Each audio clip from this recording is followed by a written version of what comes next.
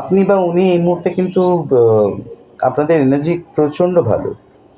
Like আপনাদের এখন আর কিছু এসে যায় না। কষ্ট, কষ্ট বলে মনে হয় না। ফিল হয় না দুঃখ কী। আনন্দ তো সব কিছুই ব্যালেন্সড। একদম কমপ্লিটলি ব্যালেন্স করতে শিখে গেছেন আপনি বা উনি।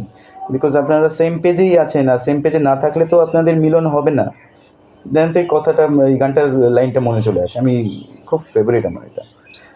ওই মিলন হবে কত দিনে, ইটস লাইক দ্যাট।